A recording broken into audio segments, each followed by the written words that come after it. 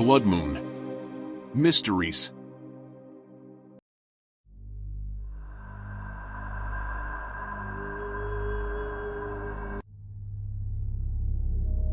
Well, ladies and gentlemen, gather round for a tale that's sure to make your hair stand on end. It was a night much like any other, the sun dipping below the horizon, casting shadows that danced like restless spirits.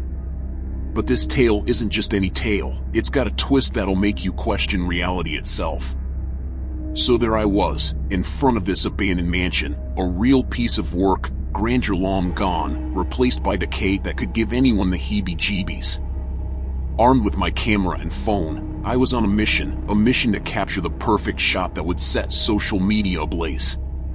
You see, this mansion had quite the reputation among thrill-seekers and urban explorers, a place where the past and the present collided in an eerie dance.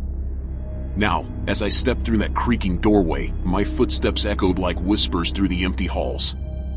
Dust particles swirled around like spectral confetti, and despite the mild evening, a chill crawled up my spine. That place was drenched in forgotten memories, a time capsule of long-lost moments. I made my way to the heart of the mansion, a grand ballroom cloaked in darkness. Moonlight streamed through shattered windows, painting an otherworldly tapestry on the worn wooden floor. It was a scene straight out of a horror flick, and you know me, I couldn't resist. Camera in hand, I prepped for the ultimate selfie, framed by the mansion's tragic beauty. With a grin that matched my excitement, I clicked that shutter button. The flash blinded me for a hot second, and as I lowered my phone, a chill raced down my spine like a roller coaster on steroids. In the photo, hold on to your socks, there it was. A shadowy figure lurking behind me, like a surprise guest that never got the memo. Heart pounding, I zoomed in, hoping against hope that it was just a speck of dust or a trick of the light. But nah, that silhouette was unmistakable, tall, dark, and brooding. Now, I'd love to tell you I was as cool as a cucumber, but fear had wedged its way into my excitement. Was it a prank? An elaborate setup by my buddies? But deep down, I knew something wasn't adding up.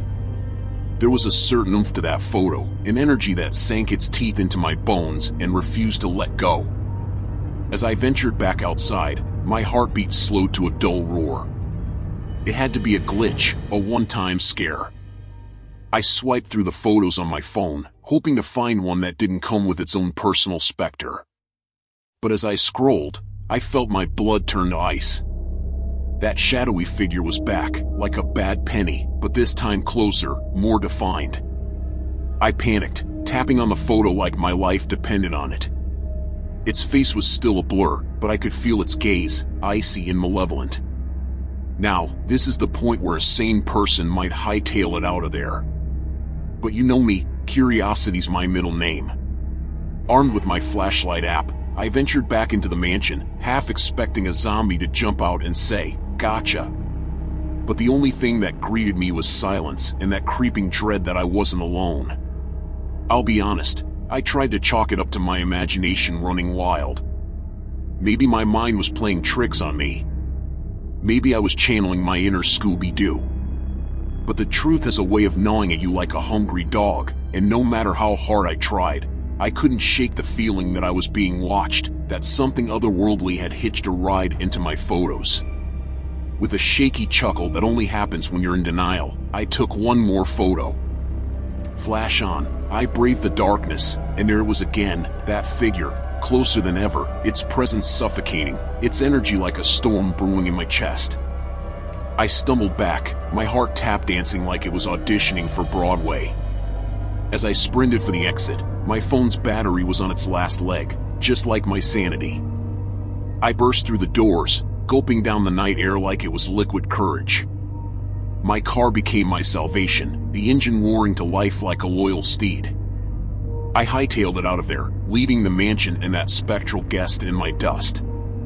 In the rearview mirror, I half expected to see that shadowy figure giving me a creepy wave, but there was nothing. Just the empty road and the dark sky. But let me tell you, folks, the terror didn't leave with that mansion. That figure's gaze seemed to linger, haunting the corners of my mind, a chilling reminder that there are mysteries in this world that can't be explained, that some selfies are snapshots into a reality we'd rather not explore. So, before you go hunting for likes and shares, remember this tale, and think twice before you point your camera into the unknown. Because sometimes, what you capture might be more than just an image, it might be a portal to something you're not ready to face.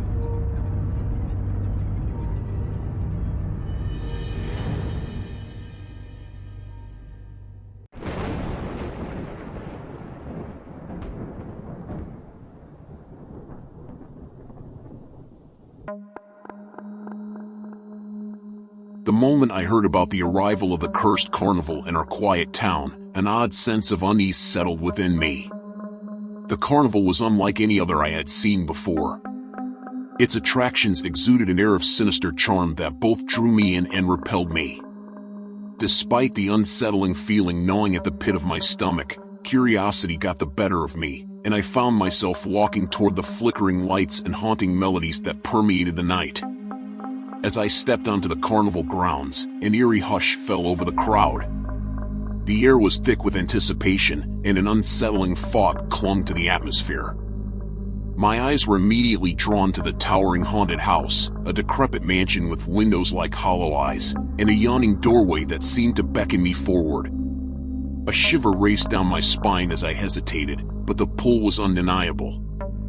I joined the line of eager patrons, the sense of foreboding growing with every step closer to the entrance.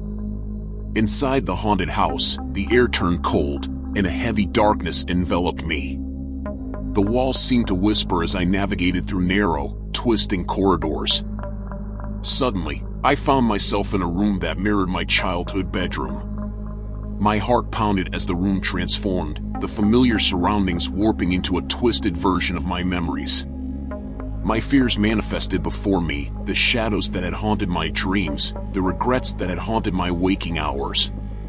Panic surged through me, and I desperately searched for an escape, realizing that this wasn't just a ride, it was a journey into the depths of my own psyche.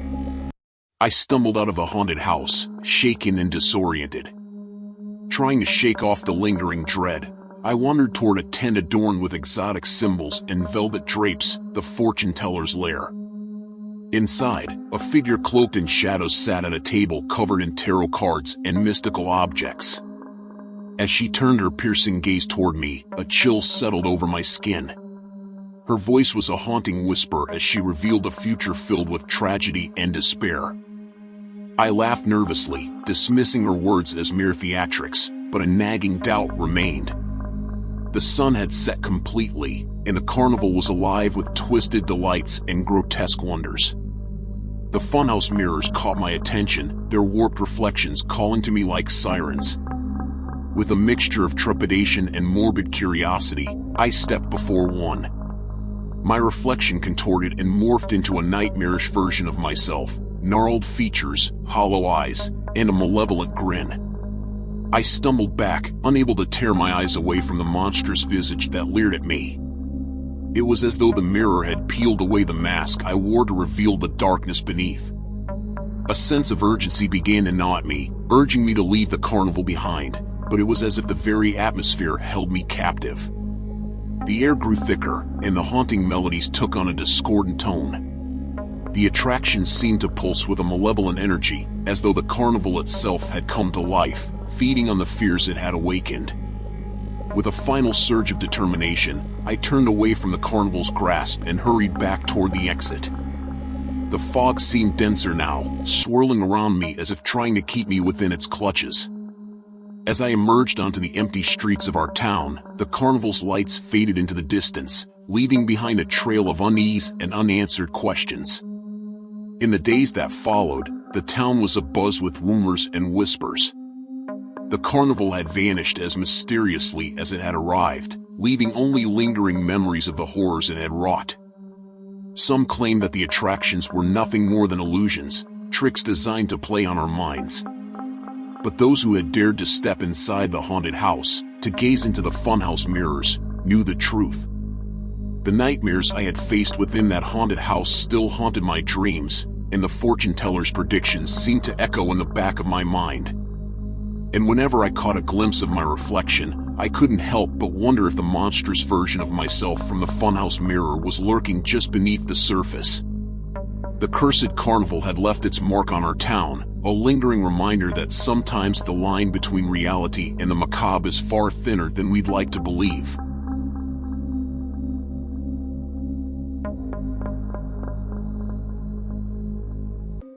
Which story did you like best?